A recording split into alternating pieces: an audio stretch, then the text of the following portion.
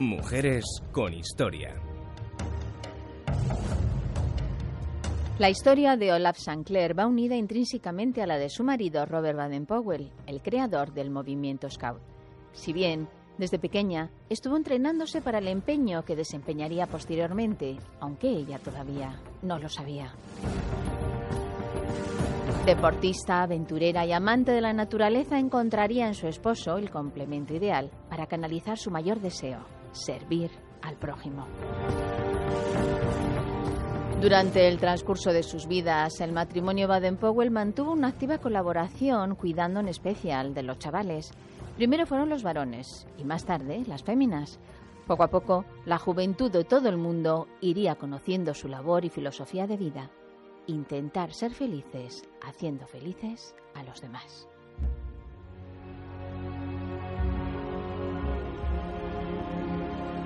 Cuando Olaf conoció a Robert, enseguida conectaron, pese a la diferencia de edad. Baden-Powell era 32 años mayor que ella. Sus padres, que habían cuidado al extremo su educación, se opusieron desde el principio al matrimonio. No comprendían que había visto Olaf en él. Cierto que Robert era un héroe de guerra de la guerra de los Boers en Sudáfrica y que en la comunidad inglesa era muy respetado, pero es que era mucho mayor que ella y se pasaba la vida viajando por el mundo dando conferencias y creando nuevos grupos de scouts. Por eso los padres no lo tenían nada claro. En cambio, para Olaf, el ritmo de vida de su futuro marido fue lo que más la atrajo. Su respeto a la naturaleza, el esfuerzo de llevar una vida sana, sembrar en la juventud unos valores que les ayudasen en un futuro a ser mejores personas. Esos y otros fueron algunos de los detalles que descubrió en las múltiples conversaciones que compartieron mientras se iban conociendo durante un viaje en barco camino de Jamaica en enero de 1912, hace ahora 102 años. En consecuencia, se dieron cuenta que tenían muchas cosas en común.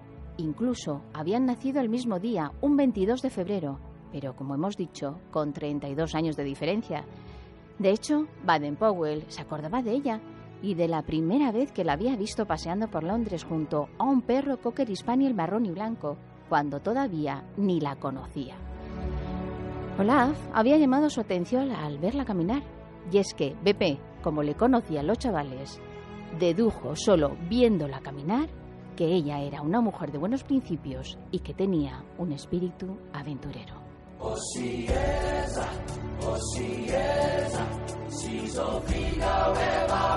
Y su instinto no le engañó, pues desde pequeña tenía el hábito de viajar.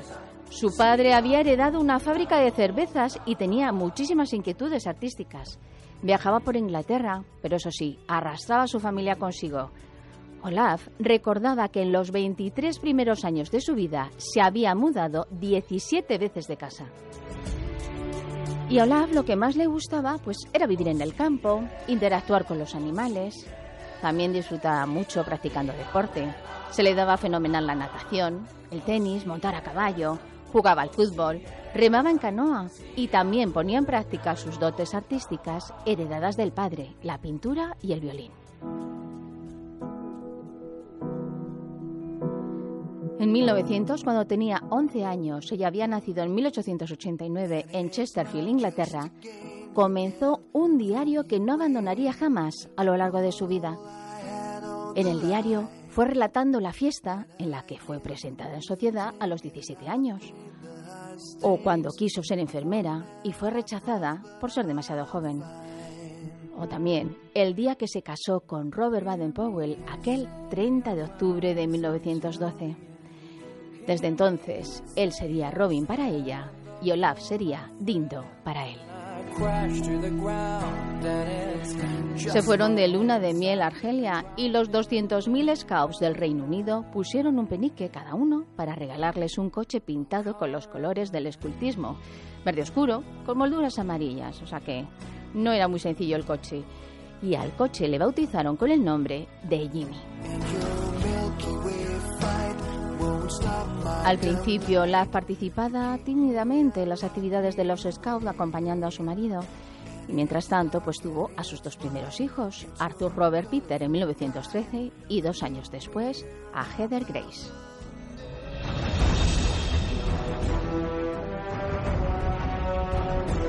Con el estallido de la Gran Guerra, BP se volcó con más ahínco en sus actividades, creando un nuevo grupo de scout para menores de 11 años.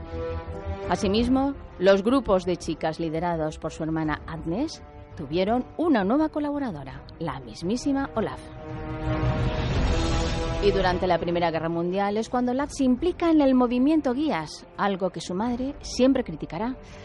Olaf, por respeto, nunca dejó que su madre la viera vestida de guía para no disgustarla.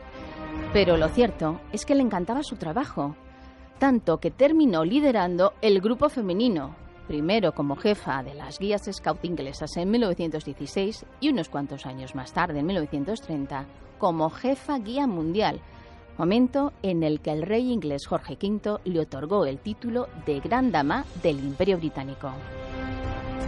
Para entonces ya había nacido su última hija Betty y su marido había celebrado varias jamboree mundiales donde se reunían miles de scouts de los 5 continentes.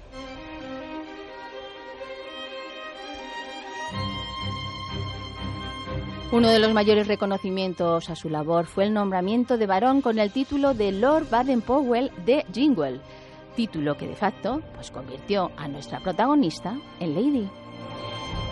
Y es que el escultismo está muy bien visto por las autoridades de los diferentes países donde nacían nuevos grupos de scouts y guías que recibían muchísimo apoyo. Robert y Olaf viajaron por muchos países, por varios continentes y fueron recibidos por las máximas autoridades de Estado. A España vinieron en 1918 y almorzaron con los reyes Alfonso XII y Victoria Eugenia. Visitaron también, por supuesto, a los exploradores españoles de Andalucía, de Palma de Mallorca, de Canarias y también de Madrid.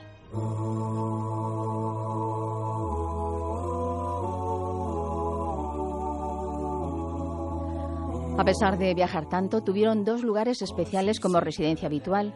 Su casa en Inglaterra, a la que se trasladaron tras la Primera Guerra Mundial y que llamaban Pass Hill, es decir, Colina de la Paz, y su casa en Nyeri, en Kenia, a la que llamaron Pass 2, Paz 2. Y allí estarán hasta la muerte de Robert Baden-Powell el 8 de enero de 1941, a los 83 años de edad.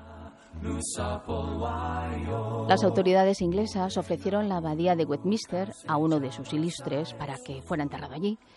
Sin embargo, Olaf, siguiendo la voluntad de su amado esposo, quiso sepultarle en tierras africanas con honores militares, como era su deseo.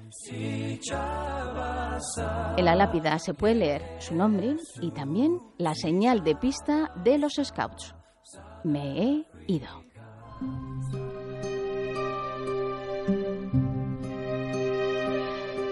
Olaf regresa a Londres, donde padeció, al igual que otros muchos compatriotas, la Segunda Guerra Mundial.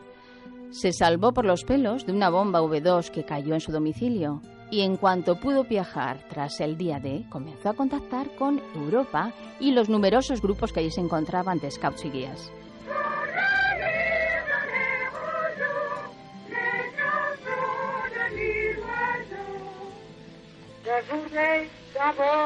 Aquí la podemos escuchar en uno de aquellos encuentros. Como veis, hablaba varios idiomas y Olaf en 1961 sufrió un ataque cardíaco. Y más tarde su salud se agravó cuando le diagnosticaron diabetes en 1970. A partir de ese momento no viajó más, los médicos se lo desaconsejaban. Fallecerá al final, rodeada de sus hijos y nietos, el 25 de junio de 1977, a los 78 años de edad, en Inglaterra.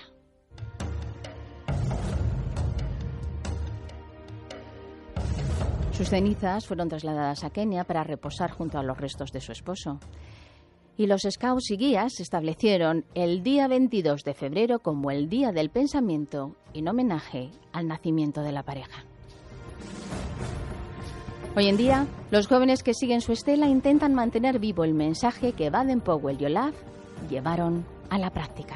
La felicidad no procede de ser rico, ni siquiera del éxito de la propia carrera, ni de concederse uno todos los caprichos. El camino verdadero para conseguir la felicidad pasa por hacer felices a los demás. Intentad dejar este mundo un poco mejor de como lo encontrasteis, y cuando os llegue la hora de morir, podréis morir felices.